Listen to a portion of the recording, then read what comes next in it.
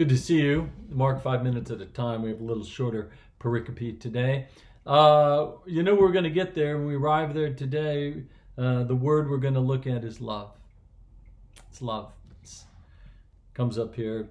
It's the commandment that Jesus gives us. He draws it from the Old Testament. Chapter 12, verse 28. One of the scribes came near and heard them disputing with one another, and seeing that Jesus answered them well, he asked Jesus, "Which commandment is first of all?" And Jesus answered, "The first is, 'Hear, O Israel, the Lord our God, the Lord is one. You shall love the Lord your God with all your heart and with all your soul and with all your mind and with all your strength. And the second is this, you shall love your neighbor as yourself. There is no other commandment greater than these.' Then the scribe said to him, 'You are right, teacher, and you have truly said that he is one, and besides him there is no other, and to love him with all the heart, and with all the understanding, and with all the strength, and to love one another as oneself. This is much more important than all whole burnt offerings and sacrifices.' When Jesus saw that he answered wisely, he said to him, 'You are not far from the kingdom of God.' After that, no one dared to ask Jesus any questions." So what we come to here is the core reality of the kingdom of God. It is love. There is one love, God. This God is bound inextricably by love. This is a God that generates love. You and I were made to be recipients of love.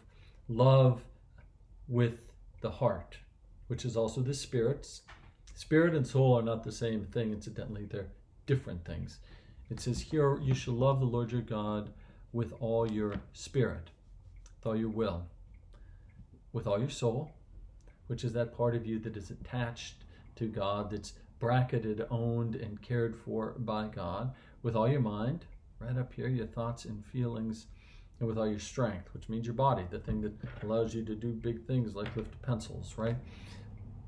And then you're supposed to employ that for the benefit of your neighbor. And when you employ it for the benefit of your neighbor, then you apply stewardship, good care, loving care, to the entire world. If you love your neighbor and care well for your neighbor, and your neighbor is inclusive of all people who are neighbors, then the manner by which you live in the world is sustaining and good stewardship. Love is not a feeling. Love is an action. Love is what you do. If you have hard feelings for somebody, if you have a sense of disdain or dislike, it happens. But you still can respond with actions of love. Sometimes an action of love is not saying something. Sometimes it may be even walking away from a temptation to be mean. But more often it's listening to somebody.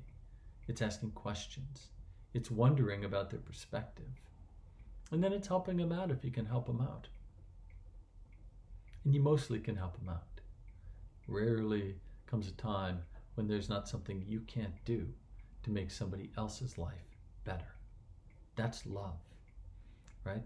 Our God traffics. The economy of our God is love. The money, the currency is love. The thing that God shares is love. We were made to love. That's the word I want you to think about. I want you to think about it not as something you feel, but as something you do. Look for actions of love that are imparted to you today. What are they? Make a note. I think you'll probably find there's a lot more actions of love coming your way than you might otherwise have realized had you not been taking note. And then ask yourself, how can I be a person that is more loving? What actions of love can I participate in? Can I instigate to make the world a little bit better place? Give some thought to love. It's nice to see you. Peace upon your soul. Amen.